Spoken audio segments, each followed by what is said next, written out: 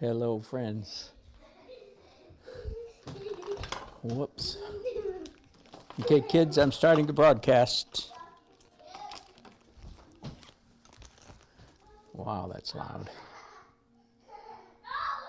There we go. How's that? I forgot to do my clapper. This is Daily Art Adventure number 912. The date is 5/15/20. And I'm just going to call it Finish Portrait.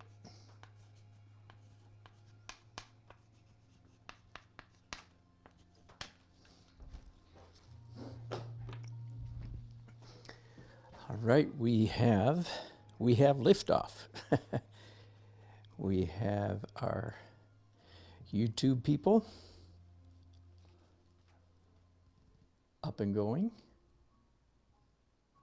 In a moment, we'll have Facebook friends with us.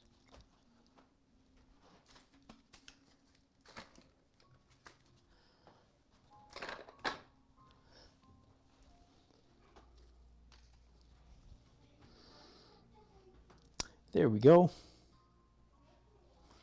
Good to have you here.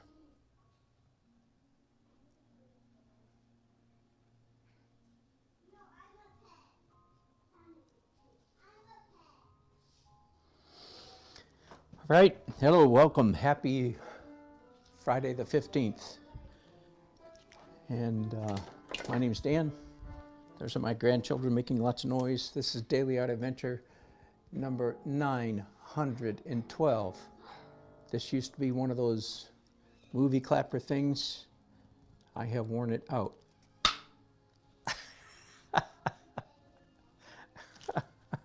I need to get another one. All right.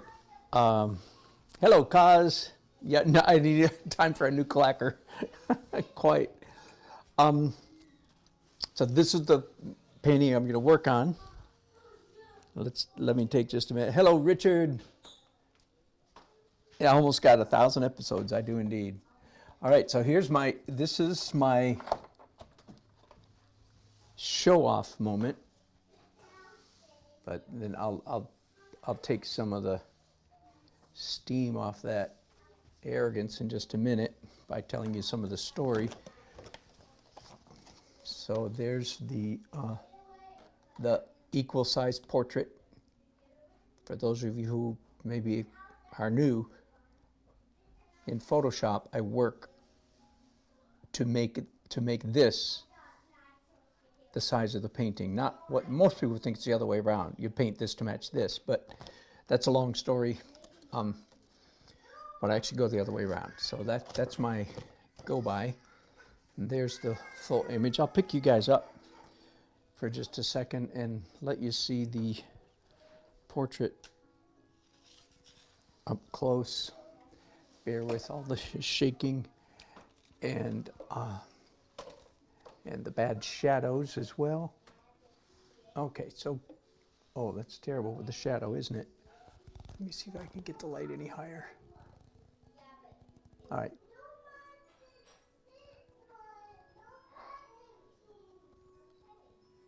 Lovely, eh?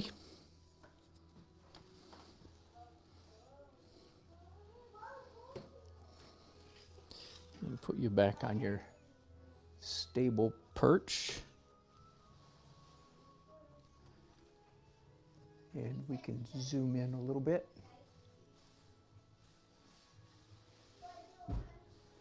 And I'll give you just a little bit of my process on both of these. These are two twin portraits for twin children. Lily and Gerhardt. And she is done, he is not. He's got basically two days of work in him. I don't mean 2 full days, but two separate sessions, 2 separate days in him, and she has 3. So at the end of today's work, I hope that he will look as good as as she does. So 3 separate, at least, if not 4, but 3 separate sessions. In other words, dry on dry. Each day waiting, till the previous day is dry. Yesterday, then, I worked on both of these, but I thought she was done. I thought it was beautiful. I had all these flesh tones, as you see them here. All the shadows were right, and so on, and I was quite happy. And actually, last night, just like at 10:30, 10 o'clock, 10:30 last night, all of a sudden my eye caught something. I said, wait a minute, that doesn't look right. Oh, doggone, I thought it was done. You know what I mean? So I got out one of my measuring tools, which is just this, I think it's called the divider, right? It's like a compass, it's just a point. Anyway, so I had the photograph up here, and I started measuring, comparing stuff. Up. And after a few minutes of measuring, I went, oh no. Her mouth, this corner of her mouth, needed to come out and up a little over 1/16 of an inch, which is quite a bit. On a portrait this size, 1/16 of an inch is a lot. Likewise, the bottom of her ear, it's like, how in the world did how did I make that big a mistake? Because all the way along I've been using all different kinds of tools and devices. Early on I used a grid, a coarse grid, large grid. I did use that for their bodies. Anyway, the story I want to finish telling you is that last night, and it was too late, at 10:30, I go, I don't have the energy for this. I'll fix it in the morning. So I came out in the morning. And here's one of the main points I want to make for you and for me, because this could save your life someday. If you're doing portraits and you get to the point like it's nearly perfect, it's like, oh, thank God, that's the light and the color and the flesh and the highlights and the shadows, everything's just beautiful. Doggone it, something's in the wrong place. It's not as disastrous as it sounds. I came out here this morning, then I had an early meeting, 8 o'clock meeting, 8 o'clock meeting, and even before it was a Zoom call, and even before, if I had 15 minutes to kill before that meeting, and I nearly made all those corrections in that 15-minute period. The point being, if you're doing a portrait and you've worked and worked and worked, I'm talking about late process here, and it's beautiful, you've rendered what happened here was typical. Just in the course of painting, things move, migrate. Like, you make a mark, and then next time you make a mark a little bit further, and then a little bit further, like, a 100th of an inch, 100th of an inch, 100th of an inch. Next thing you know, you're 1/16 of an inch off.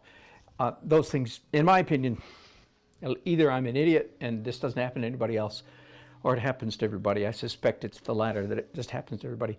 The good news is, here's the point I want to make.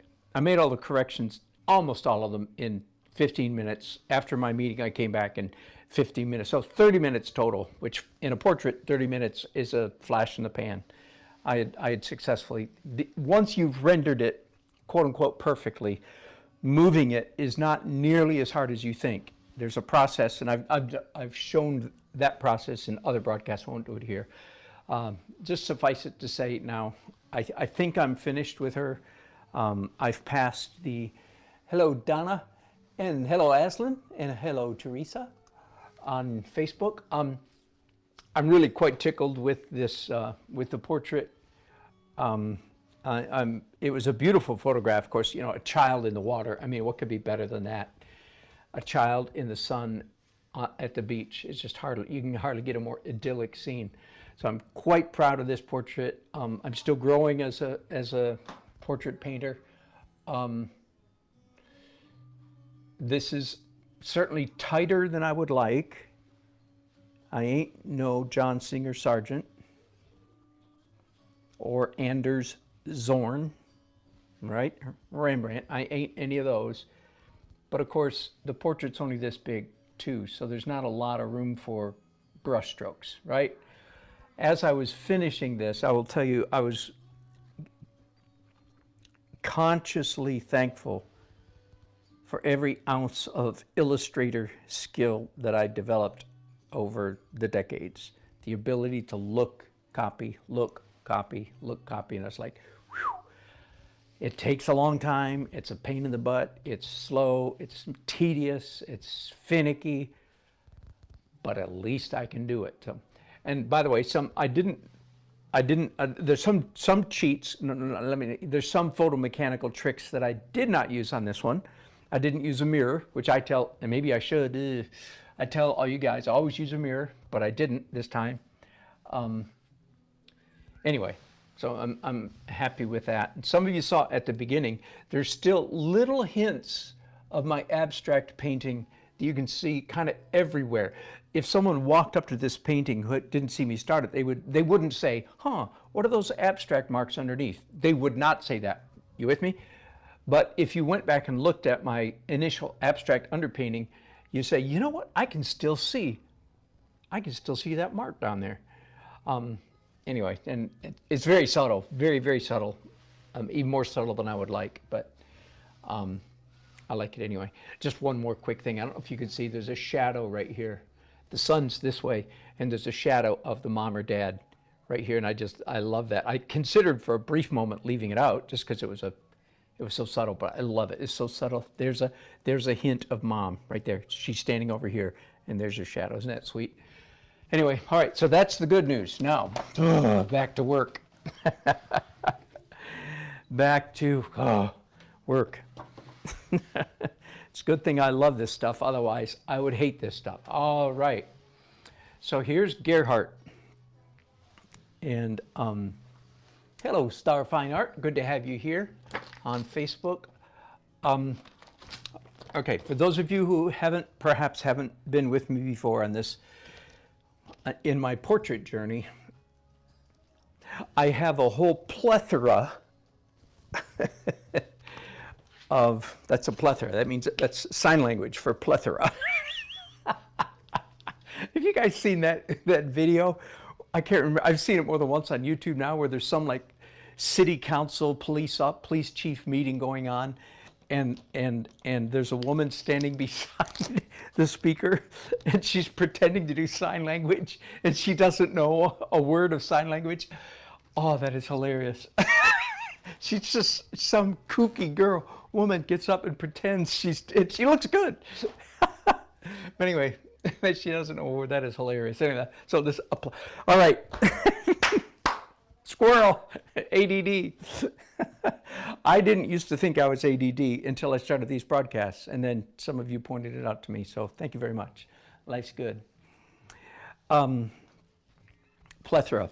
I employ a whole plethora of photomechanical devices, tricks for capturing a perfect likeness in a portrait. And in my case, well, most of them pertain to working from a photograph. I have a few devices for working from life, which I would much prefer to be working from life, but that's part of this coronavirus deal, right? Nobody's coming to my house to model. Plus, heck, I feel like I'm just learning. I'm still on a huge learning curve as a portrait painter, so it's fine with me if I can learn all my hard lessons by working from photos. That's fine with me. So I used a little bit of a grid. In fact, here I'll show you. By a little bit, I mean it was a pretty coarse grid. Does that make not a super fine grid? There's another trick. The grid is in two colors, red and blue, alternating. That helps a lot. If you ever do a grid, do it. So I did those lines in Photoshop, then I drew on here with watercolor pencils, but that was days ago now. And then I'll just show you some of my devices. One is a yardstick. I showed you that a couple days ago. A yardstick, a long stick, if you will, is better than a short stick. for, like, if I wanted to find the exact angle of his head, using it, you know, lining up with his pupils, I can go like this and I get pretty close. But if I have a long stick and I line this up exactly with the center of his pupils, then because it's so much longer, it's easier to keep this the same angle, because if I go out of alignment, the ends of the ends of the yardstick right here is moving like a noticeable amount. Does that make sense? So that's just a real simple, stupid little trick. If you want to line something up like this, and of course it's important that the photograph be perfectly, you know, vertical. You just make sure the portrait's not crooked, right? And once again, this is the size of this, not vice versa. I'd made this the size of this, but again, that's another story. I'm not going to get into it. Because I guess I am going to get into it. Because I start all my portraits without any instruments whatsoever.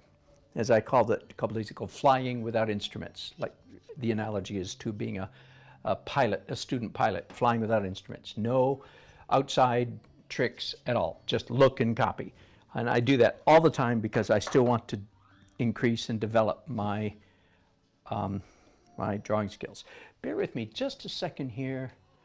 I'm not getting any chat on my YouTube, and I suspect it might have frozen up. So bear with me just a second here. Let me get my YouTube friends back up and see if I'm missing anything.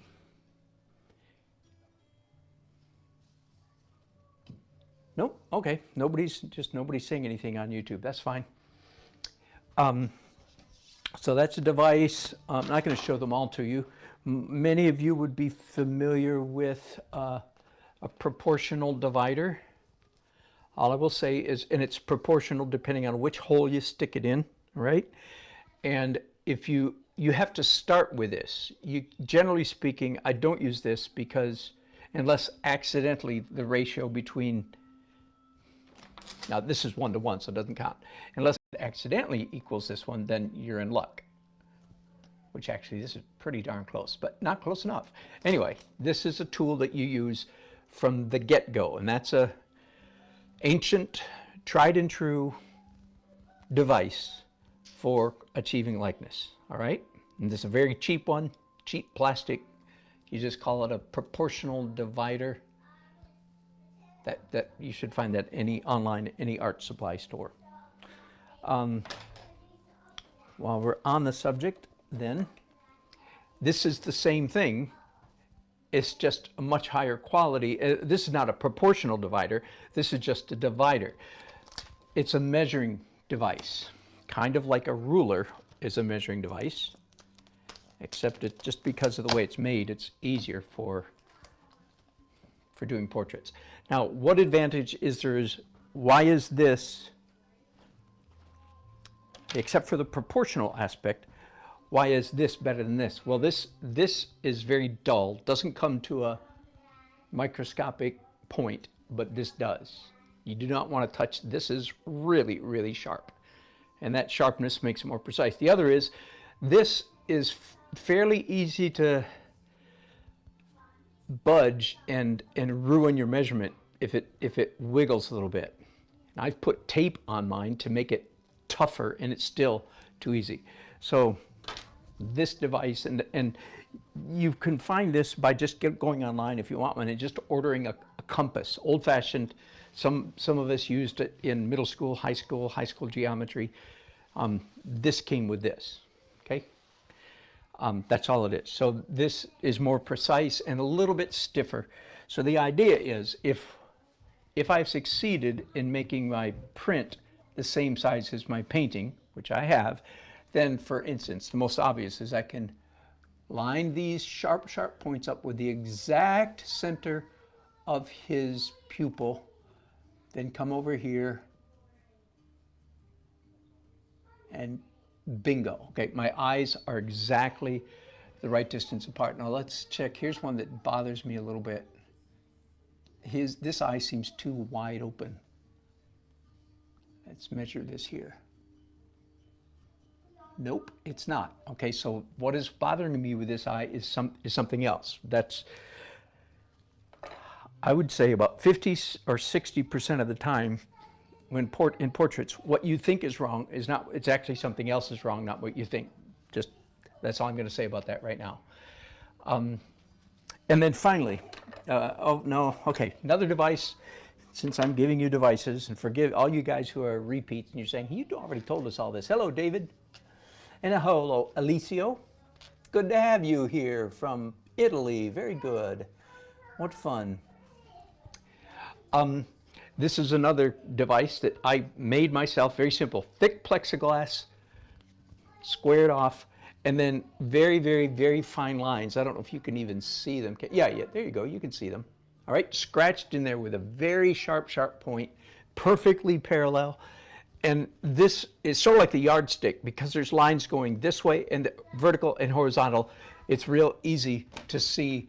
So this is, again, very old-fashioned tool, if you will, very simple. And the fact that it's thick means I can actually slap it down on a wet painting. It gets paint on it, of course, but you can hold it without getting your fingers in the paint. So that's why the thickness helps.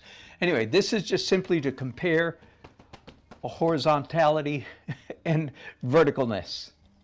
Okay, so that's a simple tool. Finally, the last thing I'm going to show you right now is just one step better than this, because this likewise can budge, and that is to actually use a high quality compass. So let's say, and here's one, I want to check from the corner, the very corner. See, because this is so slow, you adjust it by turning this knob. I can hold it still there, get that pointed exactly at the center of his pupil. Then now it's not going to budge because it's controlled by this wheel, right? And I come over here and let's see. Ooh. Ooh. According to that, I mean, it's like a 64th of an inch off, and it's either his eye is too low or his mouth is too low or his eye is too high. Well, I'm going to tell you already that it's not his eye, it's his mouth. All right. Let's finally, enough talking. Let's get painting. David says his nose is too short. Well, okay, now there's a challenge because I could draw a line across there, and I've done that at times on other paintings. Let's check from the center of this pupil to the top of the arch of this nostril. Are you with me? And by the way, this is not a piece of lead. I don't know if you can see, that's actually an ink pen. So it's a very sharp point. Whoops. Let's do that again here. Bear with me just a second. Let me make a quick adjustment here. All right, let's do that again. Center, exact center of his pupil to the top of his nostril.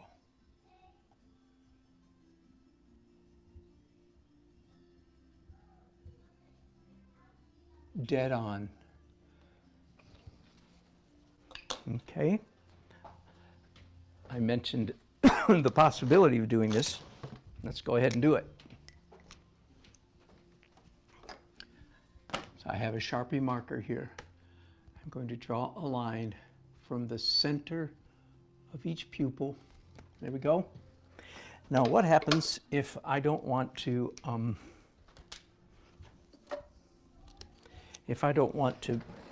draw a pencil line or something on the painting, which in fact I don't. Early in the painting process, I don't mind at all, as you may know, because there'll be enough paint built up on top. I'm looking to see if I have a little bit of Scotch tape, and I don't.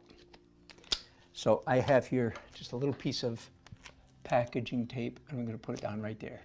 All right, you with me so far? By the way, there are definitely errors in this face. Let me zoom in for you guys a little bit. There are definitely some things wrong with this face. And I don't know, and probably several somethings, by the way. And I don't know what they are.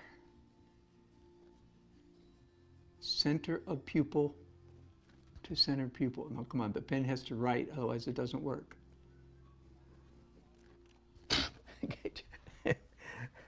Bear with me. I need a piece of paper. Here we go. Let's try that again. Okay, so I'm not drawing, I'm not writing on the painting itself. There we go. I'm drawing on a piece of tape. All right, let's test it. I'm going to use the most precise of all measuring devices. I'm not talking at the anatomical level. Okay, from the center of his nose, what do you call this part of the nose? The dip in between the two nostrils. So whatever that's called, I want to go from. Now, by the way, the angle I'm holding this at matters, right? So I'm going to start by holding it parallel, try to hold it parallel to the angle of his face. Do you see his face goes like this? Perpendicular is a word I should use, but okay. I could also hold this perfectly vertical, but it seems to me the easiest way is to hold it to his face. Okay, let's check that. Dead on.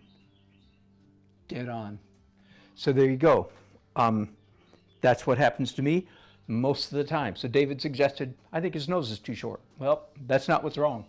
We checked from this nostril to this eye, dead on. We checked from the middle to the middle, dead on. So that means, because I'm not questioning that David is perceiving something, that something is off. And this is what happens to all of us, myself included, okay?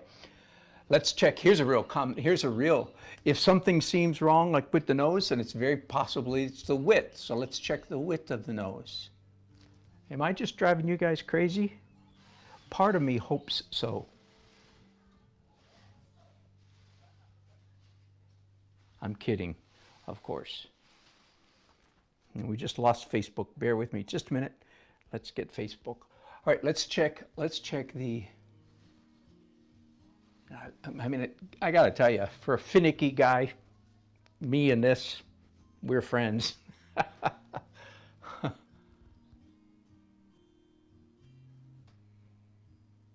All right. Doggone it. Dead on. Now, there's some other things about, in fact, before I started broadcasting, to tell you the truth, an hour or so ago, I did some of this measuring, and I made some marks on his nose that were corrections that need to be, the marks need to be corrected now. I don't know if that makes sense. I made them in pencil. Same thing over here. You probably can't see, but I had his ear too long. Of all this, like, stupid. Let's triple check, since I just mentioned it. Let's go length of his ear, top to bottom, absolute top to bottom. Not where it's attached to his head, but out at the extreme of his ear. Let's check that.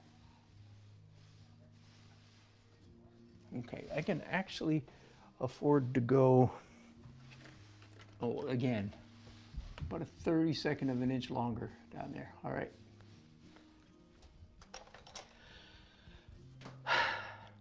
Well, while I'm measuring, let's keep going.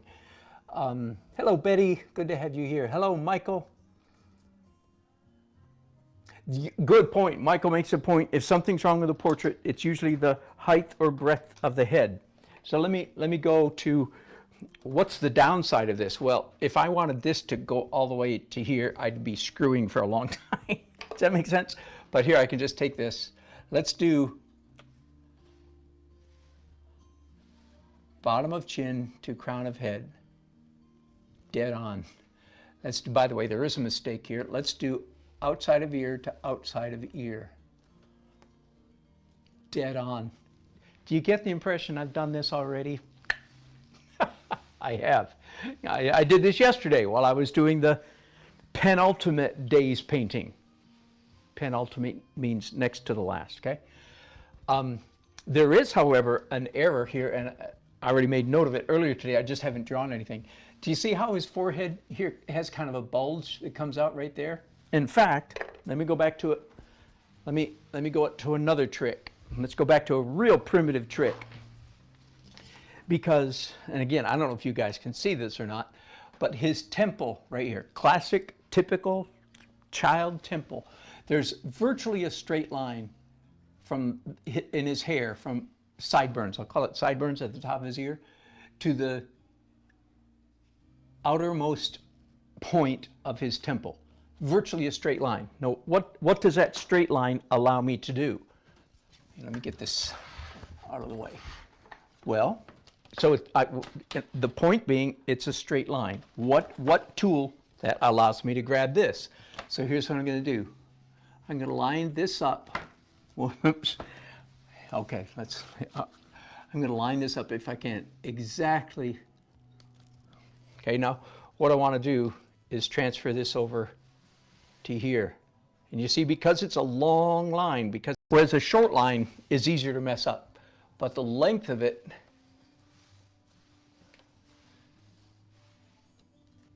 bung, bung, bung, bung, bung, bung. Now, I tell you the truth, I already knew this because I did this before you guys got here. Let me take off this piece of tape. It has served its function. I'm going to take it off rather carefully because I don't want to pull off any. This painting is dry, but it's not cured. All right.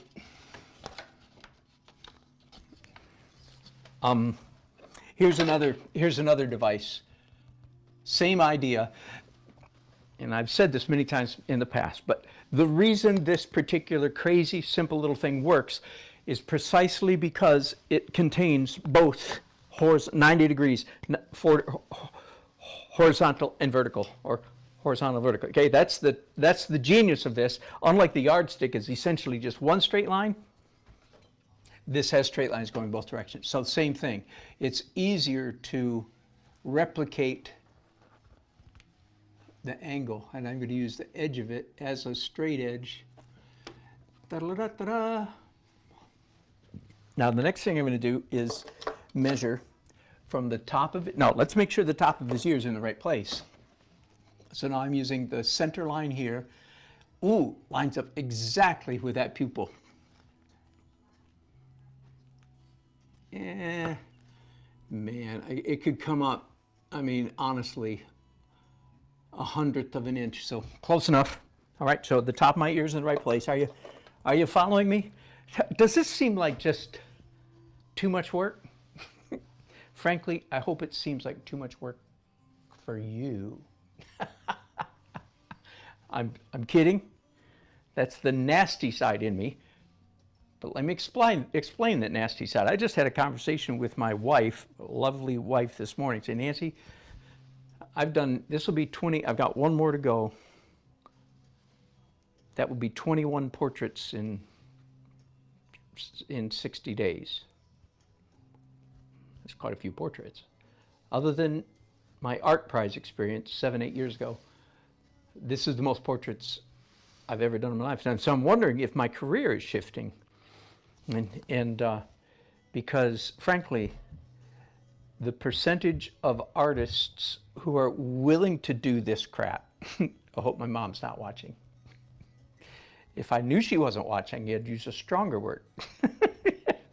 Not really, Mom, just kidding, just kidding. Most artists are not willing to put up with this finicky, god-awful, fussy, detailed.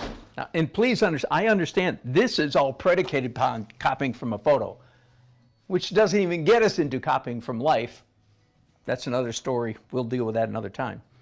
I've been watching a lot of artists, Joshua LaRock and Caesar, what's his name? The guy from Cuba. Anyway, Caesar. It'll come to me in a minute.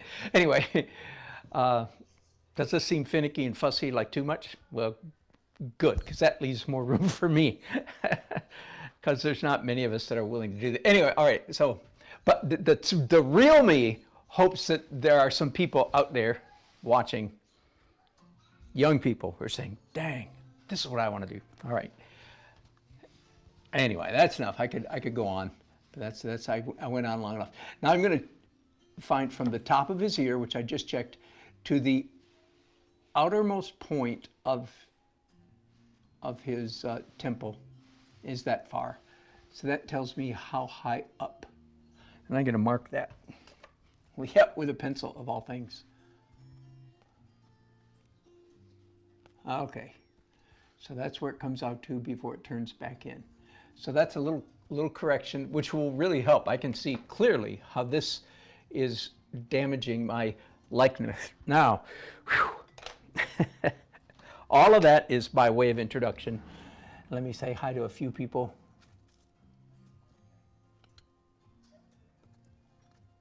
Oh yeah, David, I know when you get that lag. Hello, Cruise Hawk, you're very generous. Cesar Santos, thank you, Michael. And Facebook is better, isn't that funny? Hello, Raven6, my old friend. Good to have you on board, and good to have you, Star Fine Art, and Teresa Hamby. Good to have you, and Susan Zerum joining us on Facebook instead of YouTube. Isn't that funny? Some of you guys are jumping ship. Hello, Colin. All right. All of that was by way of, let's get this junk out of the way so we can really start talking about the joys, and I'm being as sarcastic as I can be, the joys of doing portraiture. Speaking of which, David told me, what's his name? There you go. I didn't get Cesar Sanchez. Now I'm not going to get my good friend David. It'll come to me in a second. Painter up in Connecticut. Told me that late in his life, you could probably Google this. Late in his life, John Singer Sargent stomped off in a huff. I'm making that part up. But he got so sick of dealing with patrons and customers that he quit doing portraits. I think that's hilarious. The best portrait painter in the Western Hemisphere quit because he got sick of it. So I'm not there yet. I'm still bright-eyed and bushy-tailed, chomping around where angels fear to tread, as the saying goes. Okay, now something is really driving me crazy about this boy's mouth, and I don't know what it is. But there are other things up here that I do know what they are, and I'm going to work my way down. I'm going to work my way down to the mouth. Is that all right? Because my hope is that by the time I get down, this is good strategy, by the way. And I heard Cesar Santos say this exact thing just yesterday. I'm just pulling this up here so I don't usually show you my palette. It's all nice and clean. Don't you like that? Every once in a while I take a straight razor, and scrape off all of my mess, because I just can't stand the mess anymore. All right, and so that was a little bit of oxide red, titanium white, and some kind of orange. I don't even know what kind of orange. Doesn't matter. So I'm thinking that's close to the right color. Okay, now so some of you haven't been with us perhaps for the last couple months. Here's another. This is another photo mechanical trick for doing good portraits. And I learned this from Mark Carter. This is a plain old cheap Hewlett-Packard inkjet printer upstairs in my office. Plain old. Print off on plain paper and then laminated. The lamination makes the color pop, and the fact that it's laminated means I can do this. I can mix up a color, put it on the plastic, and match colors perfectly. Now again, I see, by the way, I wasn't trying to match the light part. I was trying to match the edge here, and this is perfect. All right, so first thing I'm going to fix is the edge of his temple, that forehead temple area that we just spent several minutes correcting a few minutes ago. So that's the edge of his temple, is that color. And now let's come in here a little bit. Oops, too bright. By the way, that's the most common mistake. I'm still learning. Do I have a grayscale down here? I don't. I have my grayscales upstairs. I need to print out another one and have it down here. Grayscale, 0 to 10. black to white. I'm learning that in portraiture, evidently, way more than you think, way more than I think anyway, you can lop off, you can eliminate the 0 and the 1 and the 10 and the 9. And a portrait only goes from 2 to 8. Because I would have thought, no, the pupil and the eyelashes, they're 10s. And I'm learning, ooh, if I paint them as 10s, they look like Pharaoh mascara, you know, dark woman, heavy makeup. So anyway, doesn't work well. So that's a real recent discovery for me. It's like, wait a minute, okay, just same thing at the white end. Get rid of the notion that there's any 0s or 1s in a portrait. There are not. And of course, every rule can be broken. You know that. I don't even need to say it, do I? I don't need to say that, but you better know what the rule is. Otherwise, you're just screwing up. So the rule is, this is new rule for me in portraits. Lop off the extremes. Start there, and you'll be much, much, much happier. You can make adjustments. You can always increase. You know, you can always come back and say, no, that's supposed to be lighter, or, oh no, that's supposed to be darker. That's easy. But what is not so easy is accidentally putting down marks that are too light and too dark. And then you have to fix them. A little bit more left-handed painting here. Let's just real quick, I'm going to check this from the edge of his nose, straight across now, straight to his cheek. I keep hoping I'm going to find a mistake, but no, it's dead on. I mean, I'll trust my eye here. Oh, here's another device. I showed you this the other day, but some of you weren't here. Here's the worst. This is the worst. 2 pairs of glasses at the same time. And these are so these are good trifocals, right? And these are like 4X or something like that, reading glasses. So it's kind of like having magnifying glasses on your eyes. So there you go. Just in case you want to know. Dang, you can really see your stuff. Woo! When you do that. And it can give you a headache too, but there you go. If you're under 40, you don't need those, but unless you're a jeweler.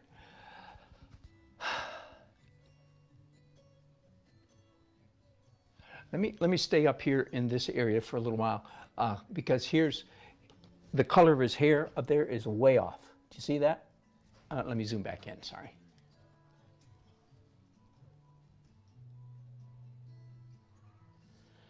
Thank you. Somebody agreeing that's David, yeah. His lowered price. Almost nuts as a deal. Thank you. I appreciate that. You honor me. I appreciate that. And the other thing, and David's correct, that I'm offering to do portraits for $3.95 per finished portrait. For those of you, the sister is done. And doggone it, that's one damn good portrait. I hope my mom isn't watching. It's okay if you're not mad, Mom. Anyway, just an expression. That's a good portrait. $395, that's obscene. But a word to my students who might be watching. Why am I doing this? Why am I lowering myself? Why am I humiliating myself? Why am I working myself to the bone? I told you I quit painting last night at 10:45. Get out your violin, please. Why? Well, one word is work ethic. Number 2, he who has to work the hardest becomes the best. Why am I such a good artist? A huge reason is because I have financial pressures. I don't know about you. I got a mortgage I need to pay and a whole bunch of other stuff. And we got 8 people living in our house. And I'm the main breadwinner. All right, so, and I'm not going to leave this part of, so I'm going to start, as I said, at the top of his head and work down, hoping that some of the issues will work themselves out. By that I mean, if you're getting the impression, I am not entirely happy with this portrait. Well, I guess it's obvious. I mean, there's just something creepy about that face. You can go ahead and say it. That's why I keep hoping I will find errors. When I find out, no, okay, hang on. I keep zooming out because I want you to see my face. I'll let you in a little secret. Psst, psst. I'll let you in a little secret. So far, pretty much in this entire broadcast, quote unquote, in a portrait, at this stage, I've been acting as though the mistakes are dimensional. And true, some of them might be dimensional. But now I'm going to take you to, if this is portrait 101, sorry, I'd say this is more like portrait 201 or 301, let's go all the way to 401. The subtle mistakes are not in dimension. It's in values. There's some, like unmeasurable, the way this plane goes from light to dark. I've either got it going to dark too soon or too late or too abruptly. Are you with me? Like if there's some part of the physique, whatever it is, over here's light, over here's dark, and I've measured everything's right, but it still doesn't look like them. At this level, it's almost always because something's either too light or too dark, or transitions too far this way or too late this way, or it's shading, so it's way more subtle. Are you with me? So far I've been kind of playing you guys a little bit, because you see me measuring, you go dead on, the measures. when you're wearing 4X, when you're wearing 2 pairs of glasses and you have razor sharp points, doggone it, this is accurate measuring. Are you with me? This is accurate. So I'm sort of misleading you. At this level of portraiture, once you've got all the measurements down, like this face creeps me out, something's wrong with it. I already happen to know a little bit of stuff here and there, and you've seen me, like, okay, little bulge on his forehead. Whew, thank God we got that fixed. His ear, I'm going to lower his earlobe about a 32nd of an inch. And some of you are saying, what? Does that ruin a likeness? Is it, no, and that is, the answer is no. An ear being off by a 32nd of an inch will not derail a likeness, just in case you're wondering. Now, a 32nd of an inch, I'm just painting by sense of smell now. A 32nd of an inch in here will derail a likeness. Sure not. But anyway, I'm actually starting at the top of his head. You could start anywhere, left, right, top, bottom, shotgun, you could start anywhere. But I just, because I did this forehead thing, because I did find a measurement error, a line that was not in the right place, it makes me feel like, okay, let's continue down from there. The next thing I'm going to do is I'm going to double check his, how far does his hair come down on his forehead? Again, would that ruin his likeness?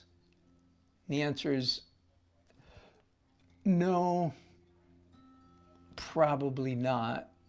Whoa. But no sooner do I say that my measurements are correct than I come up with a measurement with a line that's off. So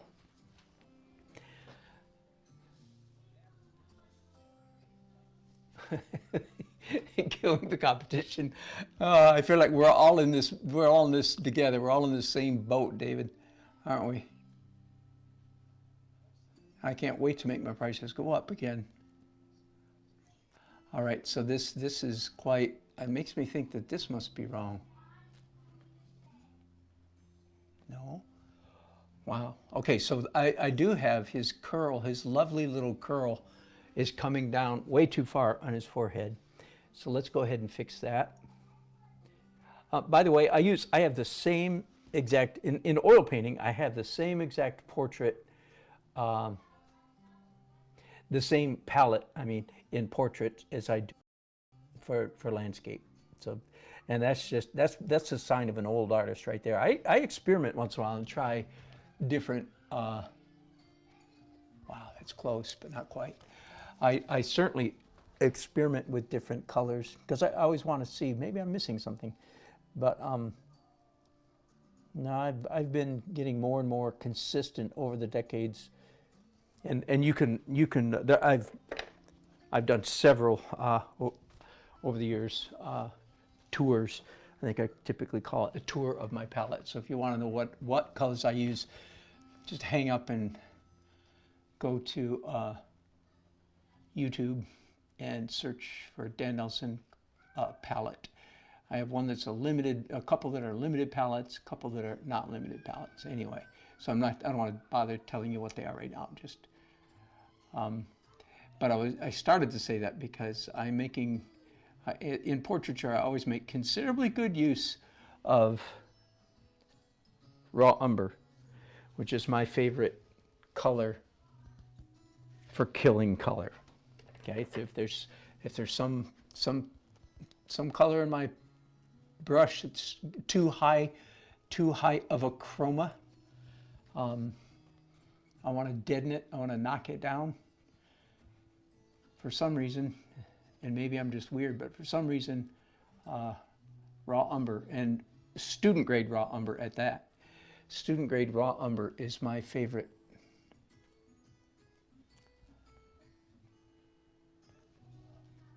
Color killer. And I make pretty good use of that.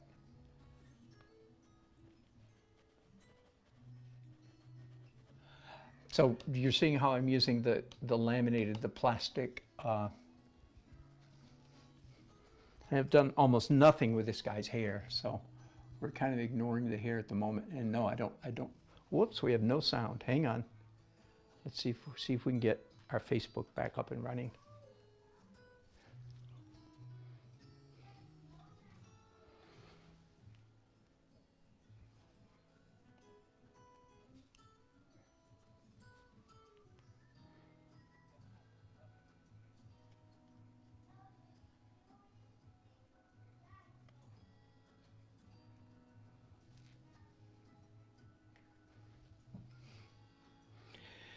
Meanwhile, over on YouTube, Colin Hayes made a good comment a while ago. There's so many nuances in portrait.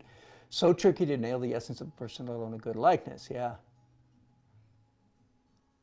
Exactly. Of course, you're exactly right. Thank you, Colin. Love my work, by the way. Appreciate that. And Treadfall1 says, hey, Dan and everyone. Yeah, good for you. Good to have you here. And Michael says his eyes on the painting are looking up, and the photo they're looking straight toward. Okay, right. So it does look a little bit like he's looking up. There's things wrong with his eyes. I'm not sure that's, whoops. I'm not sure that's the only one. Michael. All right, having a hard time getting our Facebook. Oh, no. Sometimes there are, forgive me, we have to restart all of our Facebook cameras. Come on, come on, come on, come on.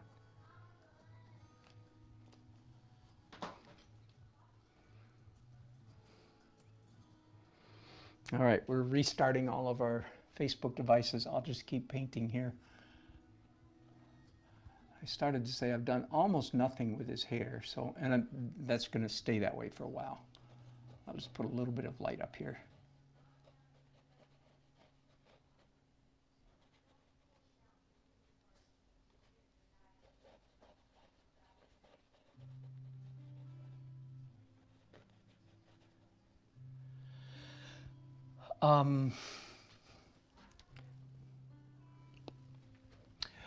For what it's worth, my favorite brushes, well, there's several categories of favorite brushes.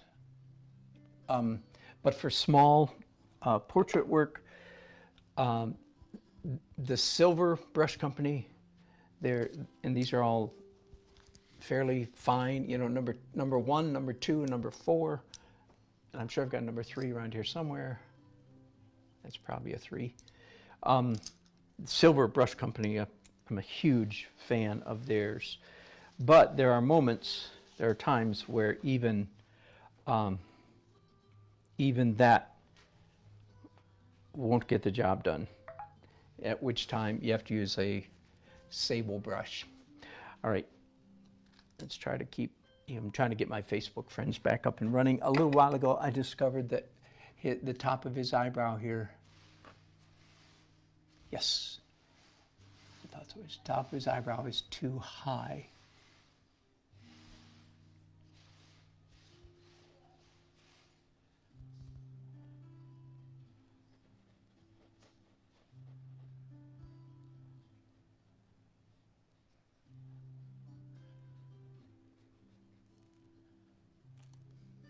That absolutely can impact likeness, but more likely though,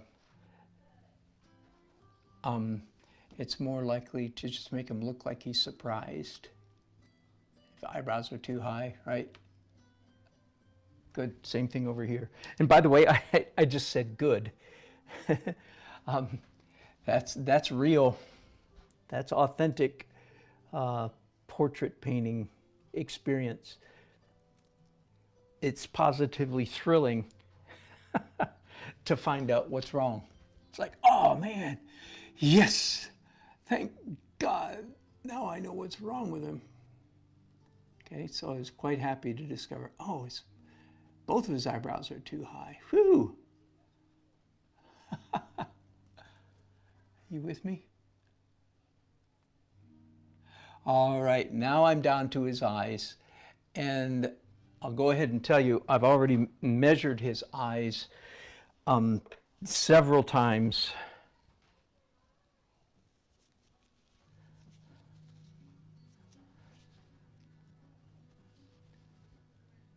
And their dimensions are essentially correct. Okay, hang on. I'm struggling a bunch over here with the Facebook gang. In case you're wondering what's going on here. All right, I think we're back. I think we're back with Facebook. Thank you for your patience, Facebook friends.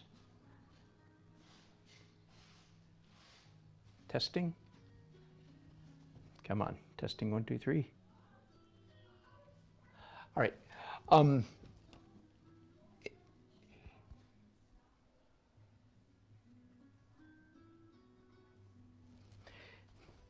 just gonna, here's what I'm gonna do. Uh-oh, we are not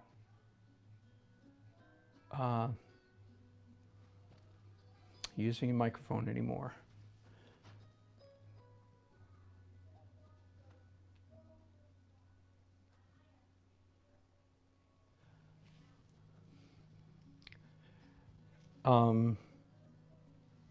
So I'm going to let it fly, even though that's dismaying. Anyway, so we're going with ambient sound, not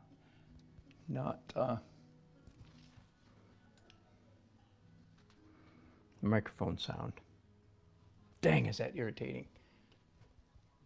And it's just pure technical, mechanical incompetence of the devices.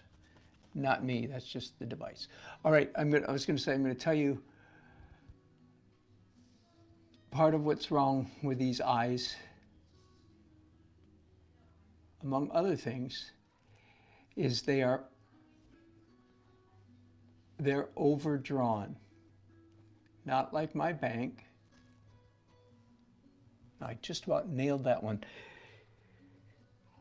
Overdrawn. Here's what that means, usually. Too harsh, too hard of an edge, and too extreme light or dark. In this case, too dark. We just lost all sound again. We're frozen.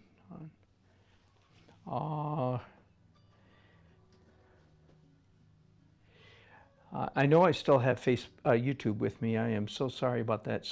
Apologies to all my Facebook friends.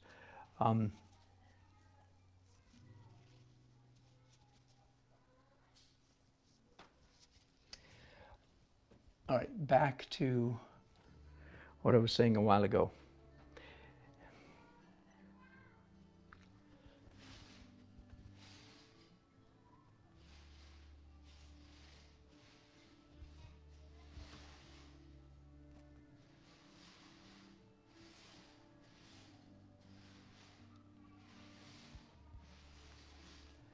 Oh, here's not a painting device, not a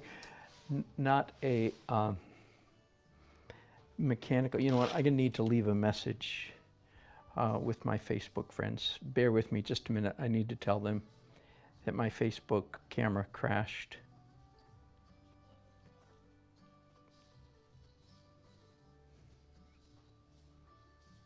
Oh my goodness. Oh, technology is wonderful when it works. It is absolute hell when it doesn't.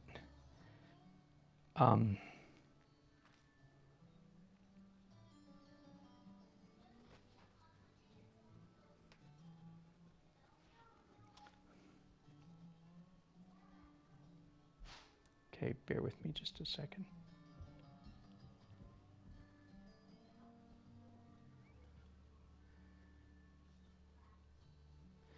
My Facebook camera has crashed. Period. Join us on YouTube.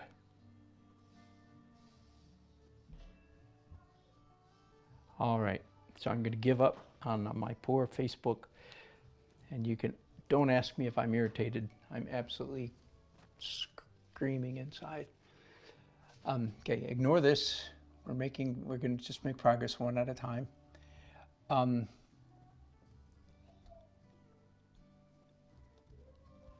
Here was a device I was going to tell you about. Okay, so it's an old brush that broke, and I just stuck both ends in a pencil sharpener. So now it's a wooden point, quite a sharp metal, pencil sharpener point, and I have these everywhere because brushes die all the time, and they're great for just scratching. Does that make sense? And I'm going to just mess up. So I'm not using it to like to draw, as it may look right now. I'm not using it to draw individual eyelashes. In fact, I'm doing the opposite of that. I'm actually using it to soften this line, not to make it harder. Okay, so I'm using it to mess up painting lines. And that is just about right. Now, as to his eyes looking like he's looking up, let's look at that. It is not. This eye, okay, yeah, there's something wrong over here. It's the placement of the pupil is wrong. Forgive me, I know I'm standing right in your way. Let me bring you guys way over here at an extreme angle. While I'm at it, let me turn off some of my electronic devices.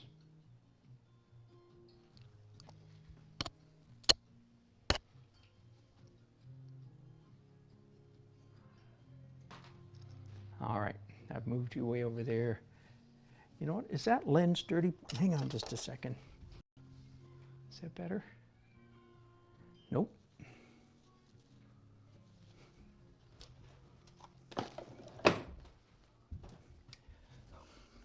All right, you with me?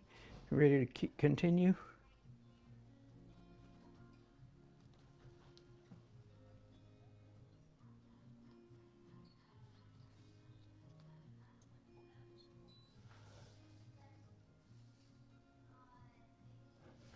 All right.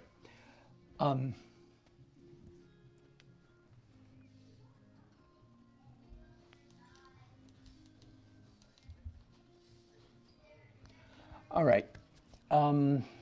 So I was saying, the first correction I wanted to make, if I've done, so to speak, all the measuring, and all the measuring checks out, then it has to do with gradations and values. And frankly, often, especially on a portrait of any size, sometimes the problem is an object or something is overdrawn. That is, the edges are too hard, the contrast is extreme or exaggerated, or something like that. Does that make sense? And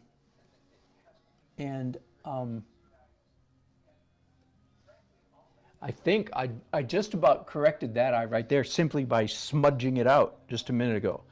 I just took a brush, a mid-tone flesh brush. Now coming in here,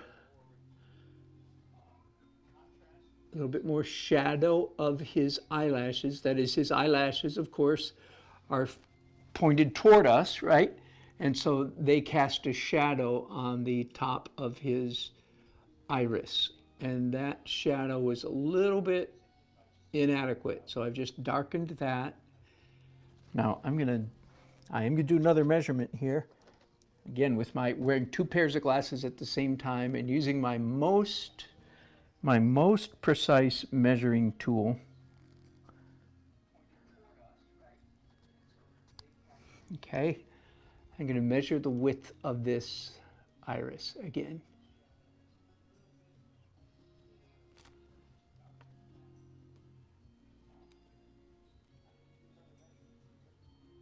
Yeah, man, it's conceivably, it's again 1/100th of an inch too wide. And I say conceivably because I'm not even positive, but I think it is. So I'm doing my really classy 2 pairs of glasses at the same time. And by the way, I'm painting with my left hand here.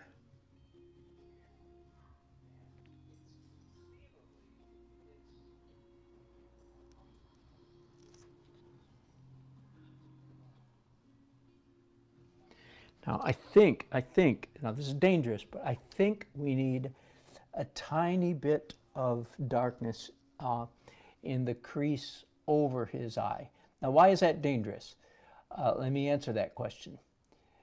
First of all, my good human eye with 2 pairs of glasses, and thank God for good photographs, by the way. The crease over this eye is quite pronounced, quite clear. Well then, what's wrong with painting what I see? The answer is, sometimes at this size, painting exactly what you see, you end up with an overdrawn portrait. Too much detail, too high contrast, too sharp a contrast, too hard edges, etc. Okay? So that's why I maybe don't want to. But here's what I'm going to do. So I've told you the danger. Now let's fix it. And that is, and I'm assuming you can see me here, right?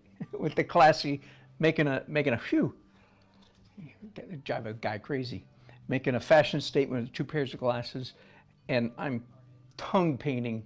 I mean, this is insane, right? Okay, but just because I'm able to make a razor sharp line with this razor sharp brush, Winsor Newton Series 7 by best brush ever made.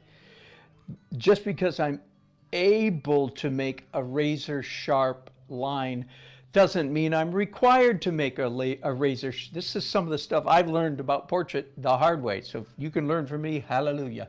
Just because I'm able to make a razor sharp line, and just because the photograph says, I'm a razor sharp line, I'm a razor sharp line. Do you hear the photograph saying that? Good, me too. Doesn't mean I have to do that, right? And it would be a mistake. As you know, I want to go the other direction. Anyway, so back to the Superman glasses and drawing line. Now I'm going to intentionally fluff this line. I'm going to intentionally make it a little bit messy. You with me? While I'm in here looking at stuff really up close, I'm going to finish off a few other little tiny details. That might be it. A tiny bit of a, again, just because I'm able to make razor sharp lines doesn't mean I have to.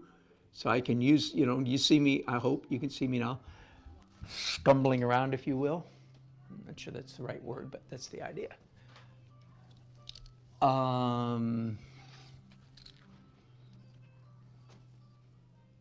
want to show you another painting tool. Yeah, this will do. Now this actually is a painting tool. This is made by, this is a, no it's not, it's a clay shaper. So it's a little rubber, kind of a hard rubber point. What's that good for? That's good for smearing, spreading paint around. Bingo. Okay, now I think his eye, other than the fact that it might be overdrawn, hang on. Oh yeah, okay, good. I just discerned a mistake, an error, if you will. Woohoo! And that's always exciting. And this is a hard one because I'm sort of arguing with the photograph a little bit, but the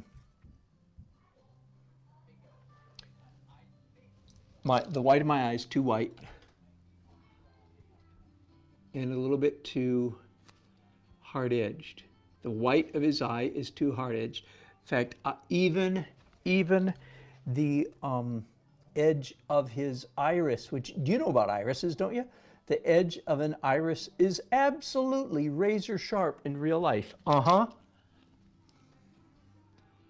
That's how come we call people like me portrait painters, not portrait copiers. I just made that up, by the way. You don't have to believe a lick of that, but it's true. Just because the edge of his iris is razor sharp in the photograph doesn't mean I need to paint it that way. You with me?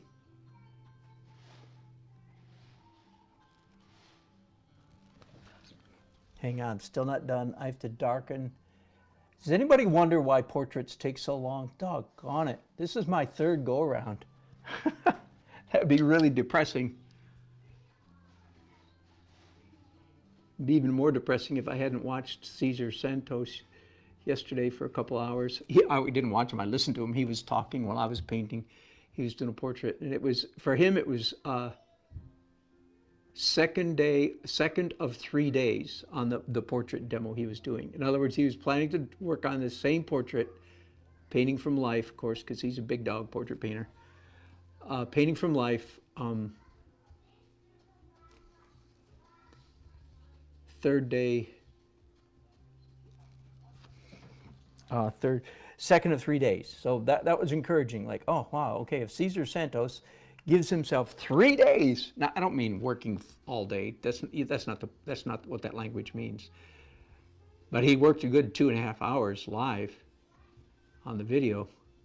Anyway, so if he gives himself, 369, 246, somewhere between 6 and 9 hours to finish a portrait, then I guess I'm not that far off. Do you hear me? It's like, oh, well, that's encouraging. He gives himself somewhere between 6 and 9 hours to do a portrait. Well, that's about what I'm doing here. So that was strangely encouraging.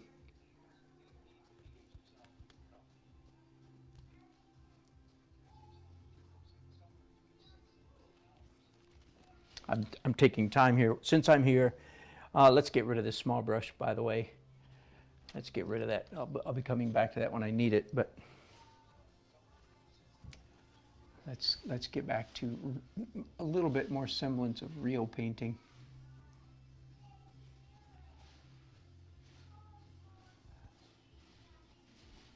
Okay, what's the difference? A bristle brush has a little bit more of a mind of its own. That's precisely why early journey painters don't like bristle brushes, because they're into control, understandably, properly so. But it's why a more mature, forgive me for being self-aggrandizing, but it's just the truth. It's why a more mature painter, I mean, I doubt that John Singer Sargent ever one time picked up a red sable brush to do his portraits. I may be wrong about that, but he's famous for saying you start with a mop and finish with a broom, I think is what he said. How to paint, start with a mop and finish with a broom. I'm not sure which of those two is supposed to be larger than the other, but be that as it may, the point is, big brush, big brush. Anyway, and you can really do with a good quality bristle brush, like a silver brush, Grand Prix. That's the one with the copper ferrules and the dark green handles. Beautiful brushes, worth every penny. I'm ashamed of how the abuse that I heap on my brushes. I watch Mark Carter with astonishment and envy that I do all kinds of abusive things to my brushes that if he were dead, he would roll over in his grave. So I'm not wishing him dead soon, but I would drive him crazy.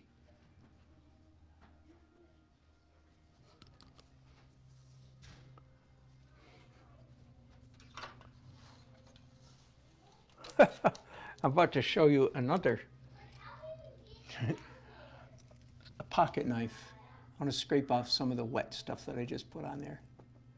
And it's a fairly dull pocket knife on purpose. All right. He is looking better. That is much better. Now let's fix the, and I'm going to have to go back to a tiny brush. Darn it, and back to a Winsor Newton Series 7 expensive sable brush. And let's correct this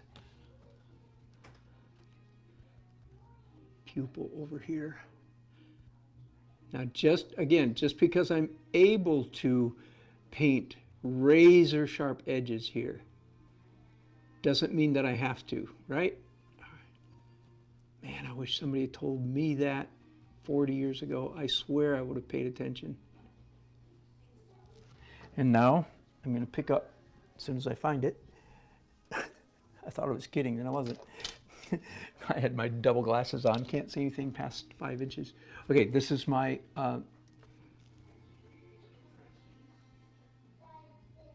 this is just to mess up the paint that I just put down. Okay, I'm not using it to draw individual eyelashes. Don't be mistaken. I'm actually using it to smear, if you will, some of the marks I just put down. Now there's a little bit of color, lovely, and it's a tiny, tiny bit, but I think it's quite important actually here in the corner of his eye. And it's because the sun is coming through. I can check that color. Yeah, close enough. Sun's coming through his flesh. Just a little bit of it coming through, so we get that irradiated. Do you know what I mean? That glowing flesh. That's where a lot of the pink tones in our face and in all flesh tone comes from. It's when the sun is hitting us from the back. Ears, like when the sun is hitting the back of somebody's ear. One of the surprise lessons that an artist has to learn is that the ear is blood red. I mean, just complete. In my case, it would be Scarlet Lake, 100% pure Scarlet Lake paint in the ear. Boy, it took me a long time to realize it was actually that red. That's if the sun is coming, hitting the ear from the back.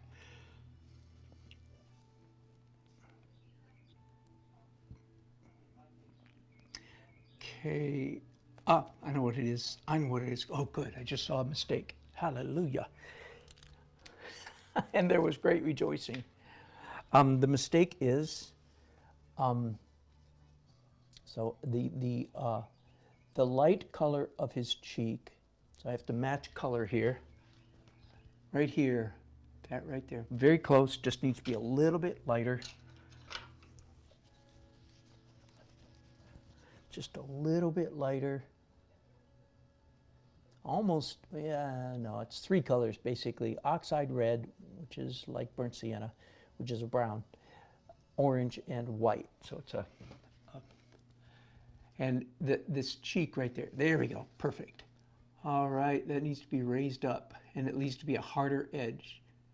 Now you have to watch out for hard, when you say that, when you're doing a portrait, I don't know if this is becoming a theme today, you need to watch out for that. Just because the photograph says hard edge, hard edge, hard edge, doesn't mean you ought to do a hard edge. In fact, I have, for what it's worth, I have a classic example of this right here in this painting. A classic example of when do you not obey the painting? When the painting says hard edge, and you go, nothing doing. Here's classic with the ocean horizon. By the way, I looked this up yesterday. If you are 6 feet tall, because it matters by the inch, your eyes are about 5.5 feet off the ground. When you're standing at the beach, how far away is that horizon line? Do you know? The answer is, ironically, exactly 5 kilometers, or 3.1 miles. That's how far away that line is. The irony is, when you're standing at the beach, you have the feeling that you're looking like forever. Like it's like, whoa, just like it just goes on, but it doesn't. It's a curve. And the earth is curved. I have no idea what the flat earth people do with this. That is nuts. Because that's just 3.1 miles away. And therefore, if you take a picture, cameras used to make that sound. You take a photograph, that line, that horizon line, is going to be razor sharp. I've said that about 15 times today. Okay, it's going to be as sharp as a ruler. And if you paint it that way, it won't look good. So that's why, you see this? Kind of a little bit hard right there, but even so, not real hard. And then getting softer toward the edges. Same thing is true of a face. Just because the photo, and again, this only pertains really to, well, I guess it pertains to painting from life as well. But just because it's a hard edge in life doesn't mean you should make it a hard edge in your painting. All right, now I'm going to check the edge of his cheek here. It's all rounded. I thought so. Okay, there's something wrong with his cheek. Oh, let me finish with that eye, by the way, before I go. Just a little, and this will require the small brush. This will require putting on the Superman glasses, which of course is actually, in reality, the opposite of Superman glasses. If I had the eyes of my 40-year-old self, that would feel more like Superman. All right, I have to put a little bit of sparkle. Be careful about sparkle. And I don't know if you can tell by the photograph here, but there's, let me see if I can pick you up. There's almost no sparkle in those eyes. Do you see that? But there is, however, some sparkle. And in fact, in this case, I'm going to exaggerate that sparkle just a tiny bit, tiny bit. And it's definitely not white. The color of my brush. See, that would be a classic mistake, wouldn't it? What did I tell you, first of all? Portraits, lop off the 0s and the 1s and the 9s, and that includes for sparkle in the eye most of the time. There are exceptions to every rule, but you better know what the rule is. Otherwise, you're probably just screwing up. And if you're a beginner portrait painter, you're just going to make the sparkle in the eye just that wonderful Disney bazing titanium white. And then you'll stand back and say, huh, why does my portrait look as good as that other guy's? Well, that's because the other guy or gal knows no titanium, pure titanium white, even in sparkle in the eye. All right, now let me come down here. I've all of a sudden going, wait a minute. I just saw something. My eye just caught something, gang. The bottom eyelid. So I'm working my way from the top to the bottom, and I just discovered that the bottom of this eyelid is not right. Man, and I'm doing this just by sight, if you will. There's no device needed there. I just saw, wait a minute, I got to lift that up. And now, once you know it, I have to give a faint hint of eyelashes. Now, what do you think about eyelashes? Are we going to paint one by one by one by one? Well, if we are Drew Blair and we are doing hyper-realistic portraits, then yes, you paint every single eyelash. But guess what? Most of us are that's not. Bad painting. By the way, I just mentioned my good old friend Drew Blair. I've mentioned him every once in a while. He really is a friend. Haven't seen him in years. He lived in Raleigh for many years. And when I moved to Raleigh 31 years ago, he lived here, and we met very shortly after I moved here. And he was, at that time, he would have been considered the best airbrush painter in the world in 1990. And now, 31 years later, guess what? He's still the best airbrush painter in the world. If you don't know him, you owe yourself it's just a gas. It's just go look at his stuff and just go, what? He is the king of photorealism.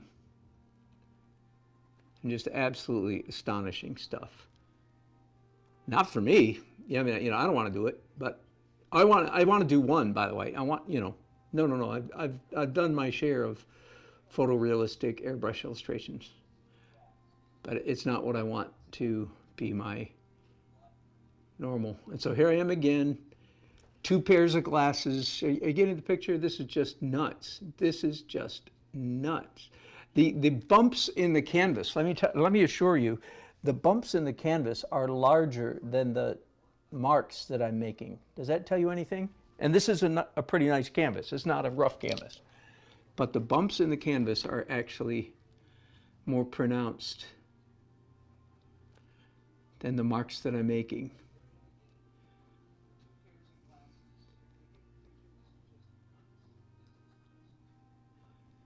And I've made this point many times, or this process many times before. I'm going to make it again.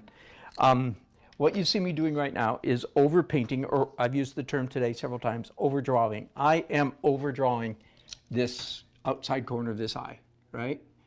Now the good news is I know that I'm doing it, all right? Because I have a, what trick? I have something up my sleeve, and that is, before I leave, I'm going to underdraw. No, okay, so that needs some definition. If overdrawing is too much detail, too many hard edges, too precise, too everything, too contrasty, then underdrawing is undoing all of that. So diminishing contrast, diminishing edges, softening edges, and that's exactly what I'm going to do to some degree. Let me back up though, and let's see if I have the bottom of the eye. Whoops, I do not. Hang on, bear with me, or don't leave me, either one. You are allowed to leave. You're now free to go watch somebody else's video. Mark Carter.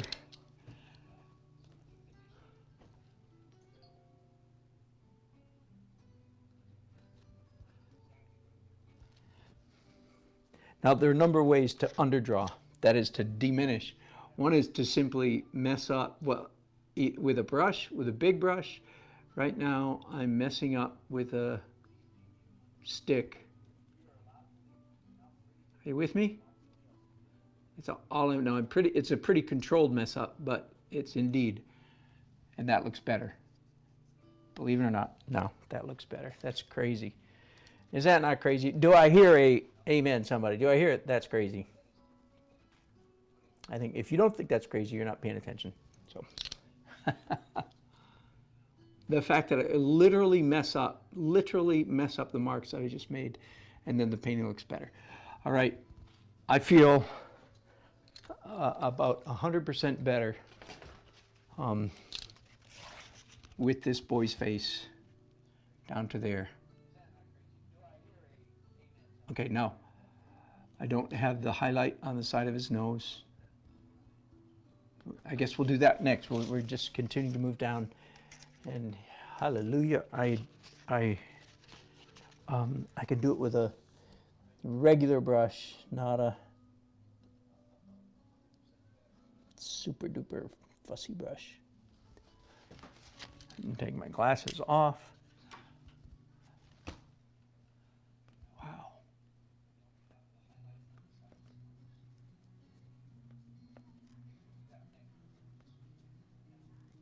Oh, that looks nice.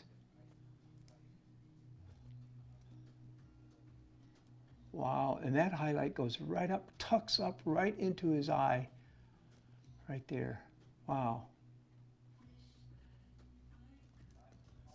That looks nice. I need a little more orange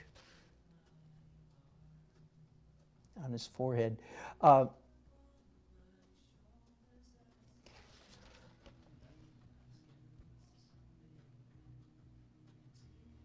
This photograph, by the way, is a great example of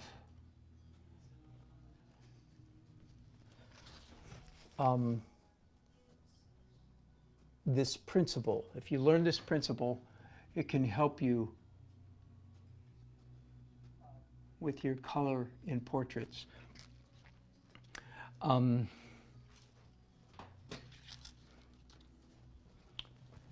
walking away. I'm looking for something. Hang on, I'll be back in a second.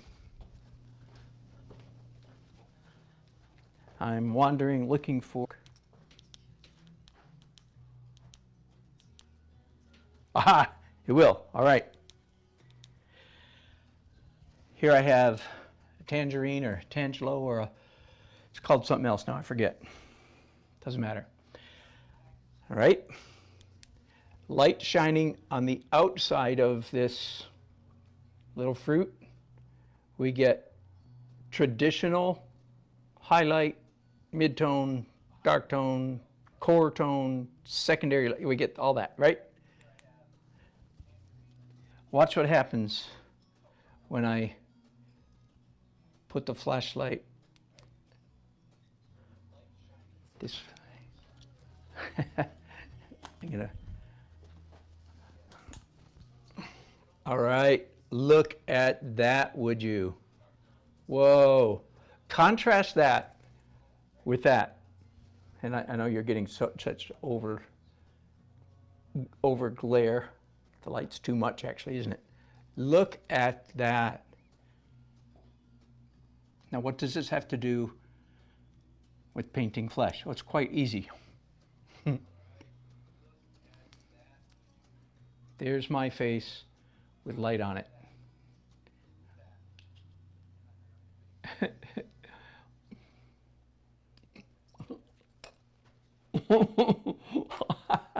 There's my face with light through it. I don't know if it's coming through all the way through my nose. Yeah, there. All right. What's the point I'm trying to make? Okay, first of all, the difference in color between that, the difference in color. What color is that? That's orange. Kaylee, what color is that? Whoa! That's glow orange. That's luminous orange. That's illuminated. That the light is coming outside the orange toward your camera and toward your iris. Your flesh, let me turn all my lights back on. Your flesh, especially the flesh of your face, really all of it, but especially the flesh of your face, does that same exact thing. And sunlight, so let's talk about little Gerhardt here. Sun is hitting him from this side. Where the sun is hitting the outside of his skin, we're getting external light, right? And then we get shade over here. But there's another very important thing that's happening, and that is that the sunlight is so strong that it's not only bouncing off his skin, it's going into his skin and causing it to radiate the way we did just a minute ago with this. What's it called?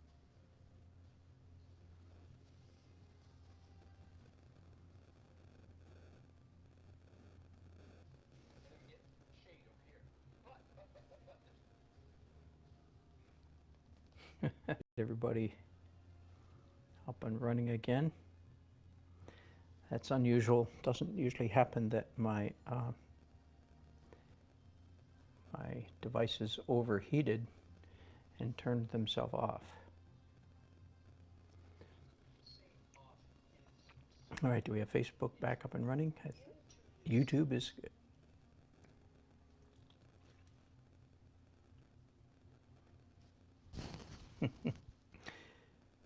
All right, okay, I'm assuming you all got my text. It said told you what happened, right?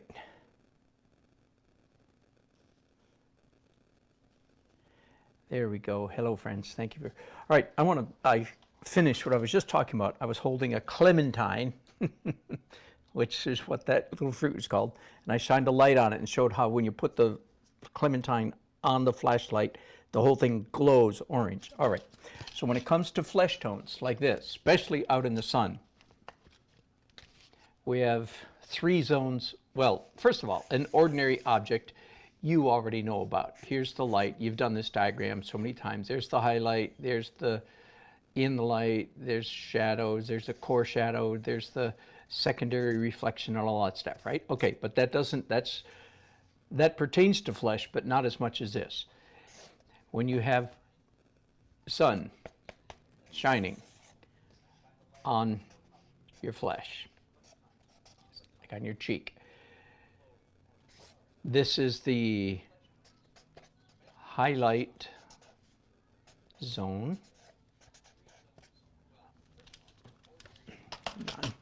And after all that, my phone's about to die if I don't plug it in, so bear with me just a second. We might get a little static from this, folks. Sorry about that. Okay, so when the light is hitting flesh, this is flesh.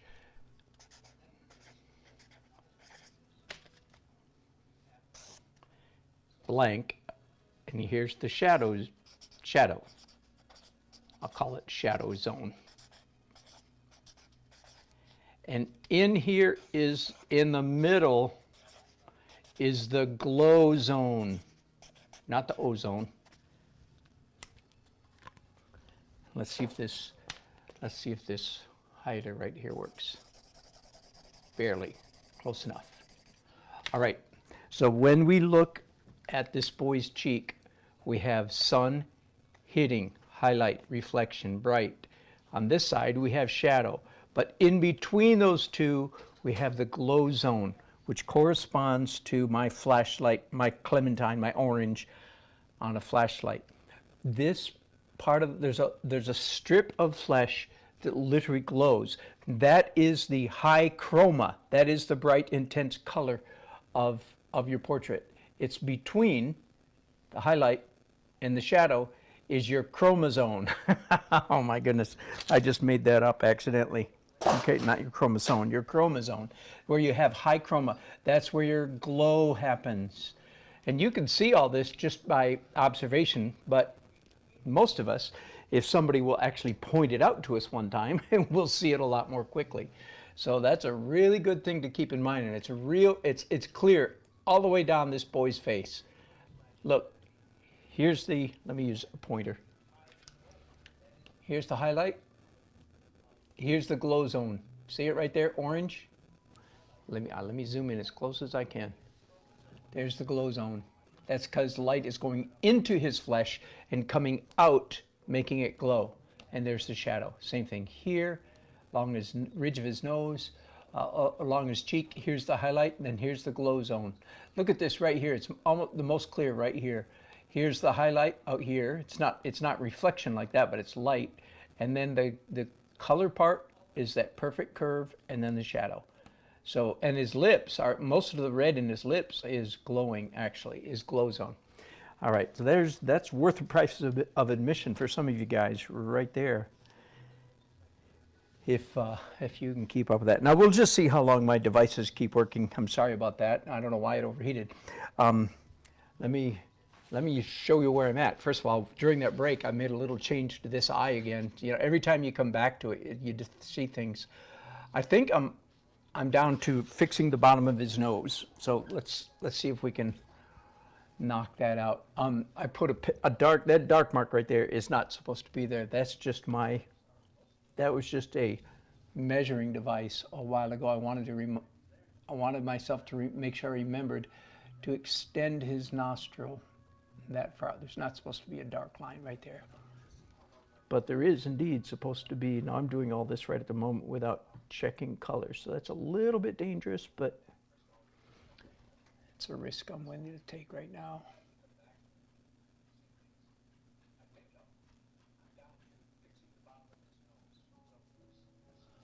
Right now, I need to shape both of his nostrils need shaping considerably.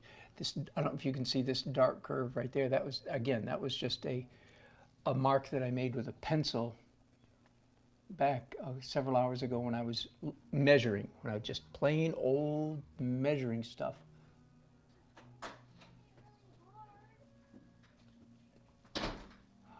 Now I've got this slightly lighter color in my brush. I'm going, wait a minute, let me introduce some of that.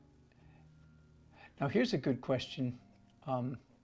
Mark Carter's technique for matching color is brilliant, brilliant, brilliant. But the question is, do we, in fact, do we want to perfectly copy the colors we see in a photograph? Well, yes and no. Yes and no and yes. Now let's say yes and no. Do you want to perfectly copy the colors in a photograph? First of all, yes. And again, please understand that I messed with this in Photoshop on my computer and then printed out several copies till I got the color I liked, right? So I don't just, this is not just a willy-nilly print. It's doctored, played around with, you know, levels, exposure, that's not what I mean, saturation, hue, color balance, all that stuff. So I've messed with it till I got what I think is a good, and it's a nice photograph, so that helps. But till I got, so that's why I'm matching this. So the first answer, do you want to slavishly copy all this? The first answer is yes. You better be able to, and you better do it. What I'm afraid of is students hearing me and taking the lazy way out. If I say you don't have to slavishly copy that, then some students will say, "Oh, thank God, then I don't have to do that." No, no, no, no, no, no, no, no. That is not right. No, no, no. You must perfectly match this. First of all, that's like level 1. Then level 2, after you've perfectly matched it, then you may make slight improvements. And for most of you, that means slight improvements. Okay, so that's what I plan to do. I would go over there and show you the painting I finished earlier today of his sister, the little girl, where I did that. Her color in my painting is, of course, slightly better than the color in the photograph. But again, you don't do that by taking the lazy way and just saying, "Oh, close enough. What the heck? That's good enough." No, no, no, no. That is not good enough. That is not appropriate. So for any students out there, good. Thanks, David, giving us a link to a Mark Carter video. I'll look forward to watching that.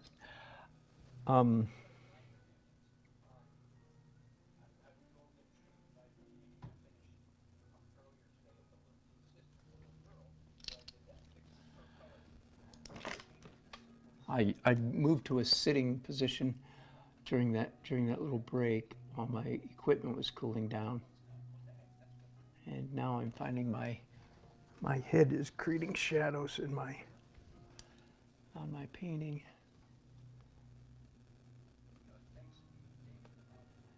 At least I'm using a big brush, a normal brush, not at the moment, not the little awful. No sooner do I say that than I pick up the awful. I really do not like having to use a brush like this. I really don't.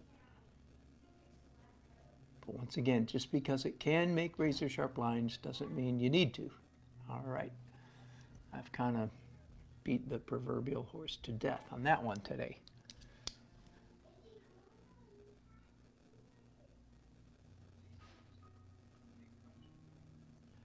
Okay. Oh, and unfortunately, I need to continue using the death control brush, the death control grip brush, because some of the details here, I can't possibly do this highlight on his nose. I don't think it's possible, even though maybe I just don't know how to paint. And a really good painter would know how to do that. That's very possible. All right, now let's get some red in that nostril.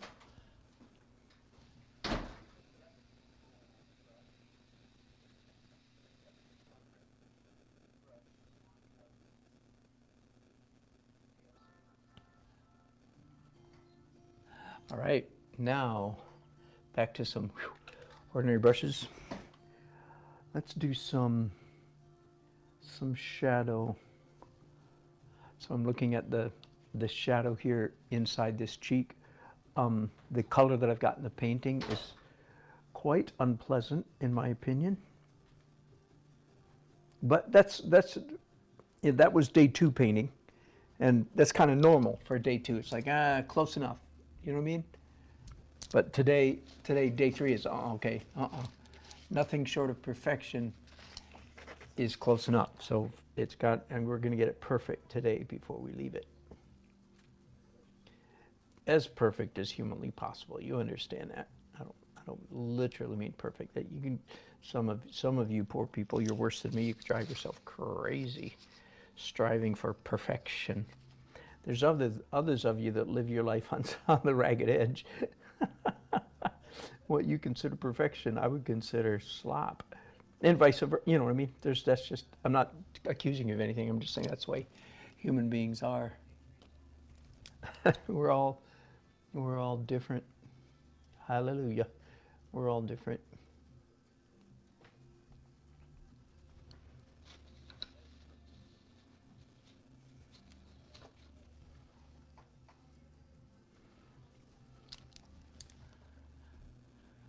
Okay, still not getting it. Sheesh, taking me a while. Taking me a while to match. And there's more than one color in that shadow, of course, so I'm just aiming for the outer one first, the outer zone of color in that shadow. A little bit more red. Ooh, that's close. So the idea here is if you can't see the mark that you just put down, then you've matched it. Oh, so close. And I could call that close enough. I really could. But I'm not going to. And now I think I just overshot the mark and made my pile of color too red and then too light, and oh boy. Is that him? There we go. Bingo. Got it. All right, now let's pay very close attention to the shape of that shadow. I've got the color, I've got the right color on my brush, but now it behooves me. I like that word. Behooves me to make the right shape. And that's pretty close.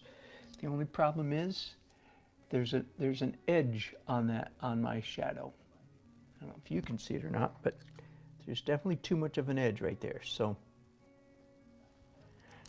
you don't just blend it. I mean, you can, but that's not a good way to paint. In other words, like this is too dark and that's too light, so why don't you just smudge them together? And that again, that's a very common approach, and it's not a good approach. So instead, mix up the color that goes in between and put a brush stroke down.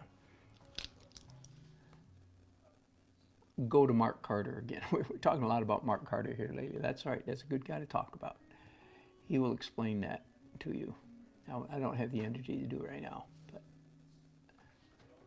it has to do with leaving brush marks, brush strokes. That's pretty nice right there. Now, let's talk about the inside edge of that shadow. Okay, because it's not the same color here as here. Because this edge of the shadow, can you see what I'm pointing at here? That edge of the shadow has glow in it. Then that edge of the shadow does not. So it's browner. It goes from redder to browner. I'm not sure I'm saying that right, but and I'm going to add more red and to add more orange. Okay, this, by the way, what I'm doing right now is a little bit of what I was talking about, of making the color, or making the colors in my face slightly better than the photograph. And I would say that the rule, if you will, is the same as, maybe you've heard me talk about slenderizing a model, when I'm painting a bride and groom, do I slenderize them? Yeah, absolutely, every time. How much do I slenderize them? That's easy. Enough so that when they look at the painting, they think, whether they say it or not, they think, oh, I look good. Not so much, I don't slenderize them so much that when they look at the painting, they go, hey, you made me thinner. Although truth be told, here's a little bit of a little finer points of wedding painting. Truth be told, it's okay to do that to the groom. And isn't that funny? And that happens quite often, by the way. And the groom just laughs. See, because it's very different. In our society, the women and the men are not the same. In fact, in my opinion, men and women have never been the same. But we'll save that for another day. But anyway, I can slenderize a groom too much, but I don't want to slenderize the bride so much that she says, oh, hey, you made me thinner. Because then it's like, what, you think I'm fat, right? We're not going there. Believe me, as a wedding painter, we are not going there. So anyway, and it's the same thing here with how much freedom do I have to play around with the color in the face. The answer is enough to make it look good, not so much that a viewer would say, hey, you made the color better. Even though clearly I intend to make the color better. Does that make sense?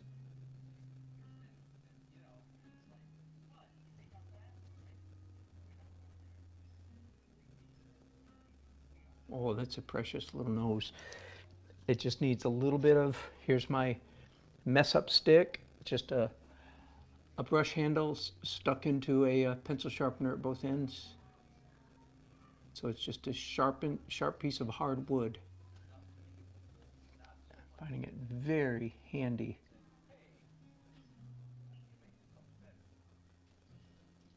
Wow. I'm going to add just a tiny bit more highlight to his nose, and then I think I'll be done with his nose. It's a lovely, no, it's not either. Doggone it. I said that it's lovely, and then I take my glasses off and look at it with fresh eyes and go, oh, doggone it, no, this is not right over here at all.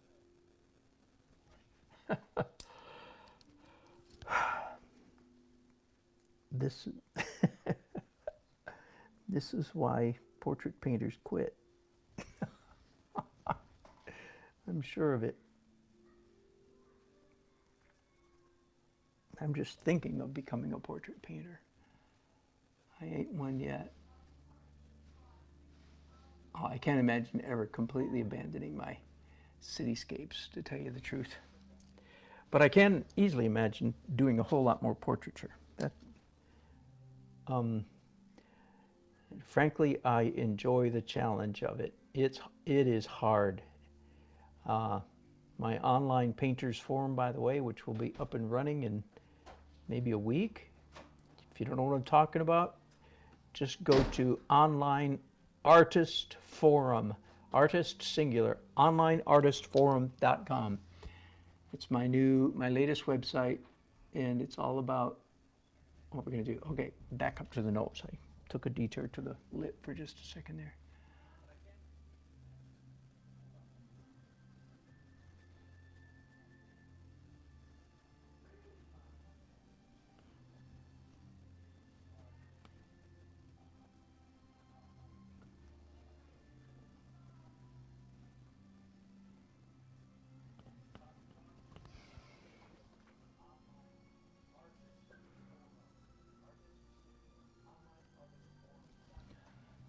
Going all the way down to at least a number 2 light value, if not a number 1. So I'm very pushing the edge, the boundary of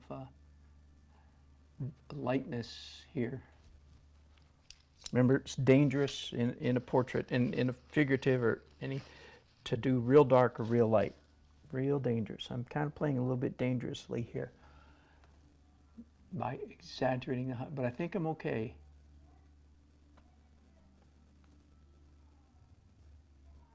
You know, half the time in painting, I think as long as you know you're in the danger zone, and here the danger is going too light. Don't, boy, that's a trap. That's a mistake I've fallen into. Oh my goodness. Again, I wish somebody had taught me this stuff 40 years ago. I swear I would have paid attention. Every time I say that, by the way, it means I'm not sure that I would have paid attention. That's what it really means. I like to think I would have paid attention. Be that as it may, nobody did. Nobody taught me how to paint the way I'm trying to teach you guys. I'm trying to rectify the world, not just leave it the way I found it. That's okay, good enough for now. Do you hear the hesitation in my voice? Because I'm afraid it's not good enough for now. Okay, I've got it a little bit. Just kind of shape his nostril a little bit. It's going up too high, going up too steep.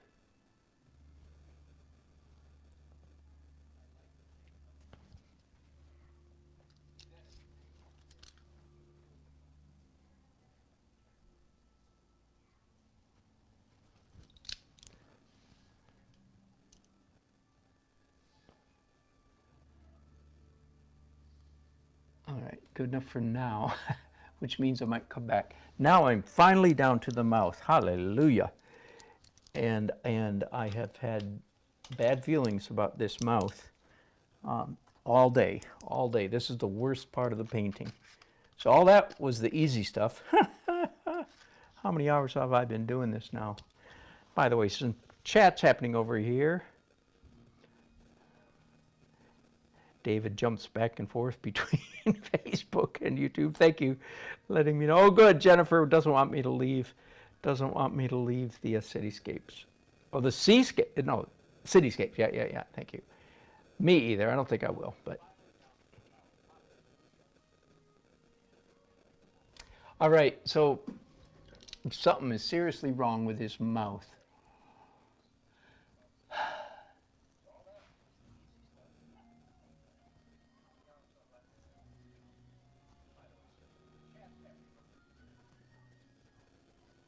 Something slightly wrong with his nose, but I'm tired of fighting with it right now, so I'm going to leave it for later. Evidently, I'm going to work on this. Well, I am going to work on this one more day because here's a secret I haven't told you yet, that if I could, I would always do one final day on a portrait after it's all done, all the corrections.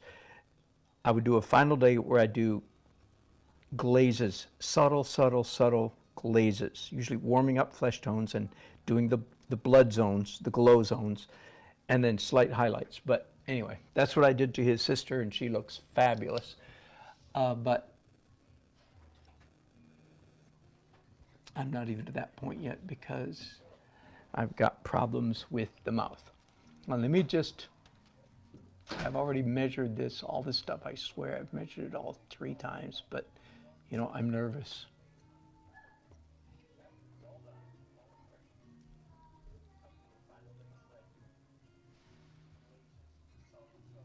Yeah, that's right.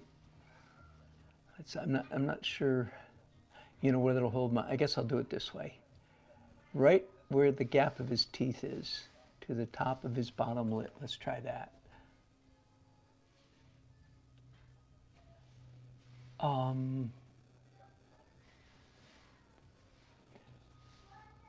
According to that, his mouth, his bottom lip needs to come up a little bit. Let's check the width of his bottom lip. Yeah, that's pretty much right on. Let's try from the bottom, from his lip to the tip of his chin. Ooh, if anything, I've got his chin a little bit long. This line is wrong. Okay, that's an easy fix. I think if I go straight across here, I'm going to find that that's, on my painting, it's too wide. Oh, yes. Oh, my goodness. Wow, that's a lot. Now here's another weird trick. And I just started this a couple weeks ago.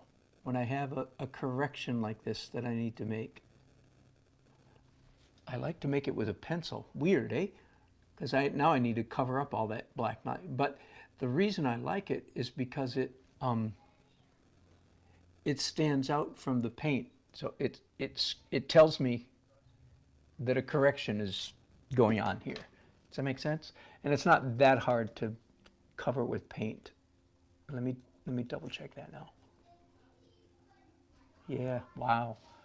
Wow, wow, wow. It is starting to look more like him though. That was a likeness breaker right there. Well, tell you what, let's go ahead and knock that out then. Because again, I'm still trying to sneak up on his mouth. I'm still sneaking up on, doggone it, what's wrong with his mouth, right?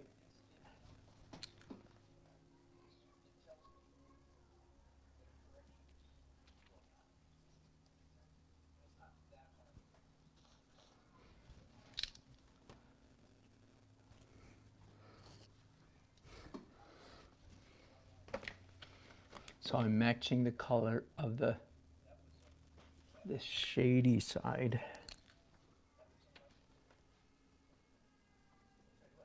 of his throat here under his cheek. There we go, perfect. All right, so let's redraw that whole curve and try to cover up the pencil mostly. Now you do dark first when you're making a correction like this. I have to paint both colors, you know, on both sides of that line to move it because it's rounded, right? So I do the typical rule of thumb: darks first, lights last. That principle comes into play in a thousand different ways. Well, I don't know if it's 1,000, 100 different ways. All right, let me hang on. Let's now go from, let's say, the corner of his mouth, which I think is in the right place, to there. Let's see.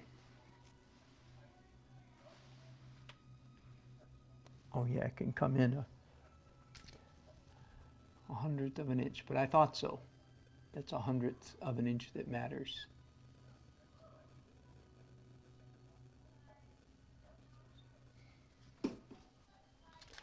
Now, things are going to look weird right now because now that I've moved his cheek over, there's too much of his neck showing, so I need to move that. Well, I'll show you. I'll draw it instead of just, and I think I can do this by eye. I don't need to measure this. Famous last words. I don't need to check this color. Famous last words.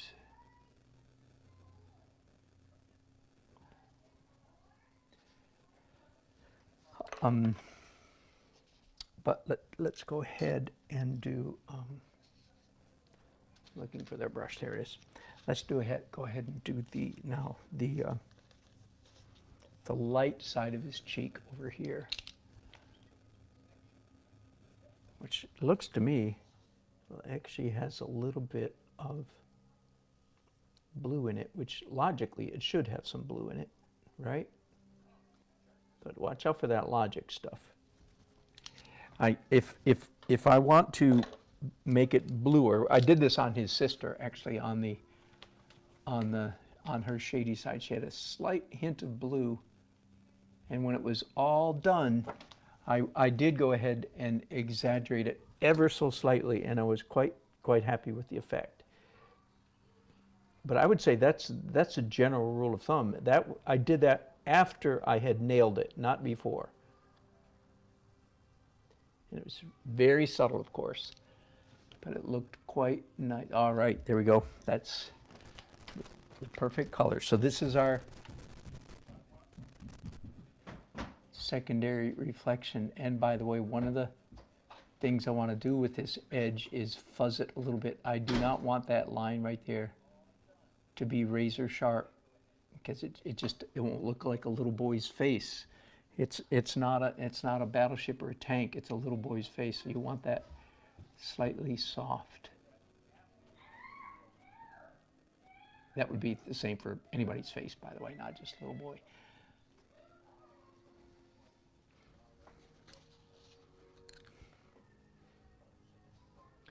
Once again, I'm reaching for my student grade raw umber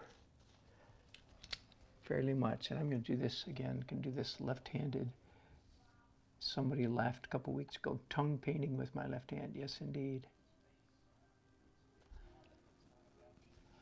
And now I want to soften that edge. All right, I think that'll do. Now let's, here's a good tool. I don't know if you've seen me use this one before. It's an X-Acto knife with a curved blade. I actually need to change the blade, it's getting a little dull. But the curvedness of the blade is quite important, because if you used a regular X-Acto knife, of course, it'd be way too much danger that you would scratch a groove in your canvas. So the curvedness, the fact that this blade is curved is considerable. It's a very important issue, very important element. So see that blade? I have one in, I think, in all my painting kits. It's scraping down quite a ways. Oh, the reason I have to do this is because I couldn't just paint over that edge, because the thickness of the paint, the edge of the flesh colored paint would still show up. Does that make sense? I'd be left with a big step down because of the layers of paint. So I had to scrape that off.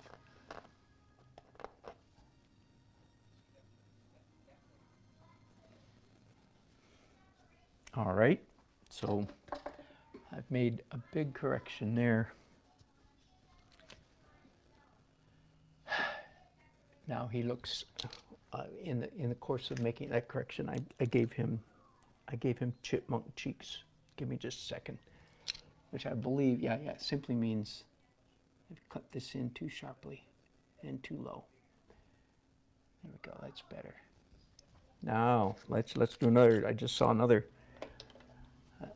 check. Let's go from the end of his mouth straight across to the edge of his cheek, right there. No, that says dead on. Okay, let's go from there to, now at an angle, corner of his mouth down there. Nope, dead on. Okay.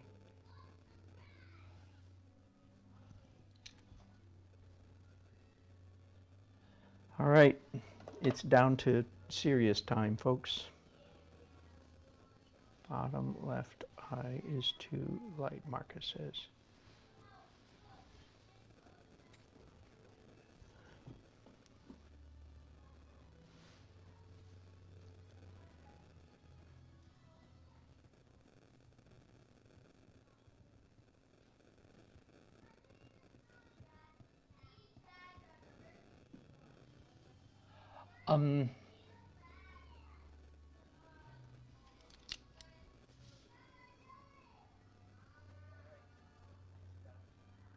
Okay, since I don't have anything else to go on, I'm just going to start just repainting his mouth from the top down. So first of all, the fill bim, or is it a fill bin? Fill bim with an M, I think, is that little thing that comes down from the middle of your nose. The distance between, the space between your nose and your top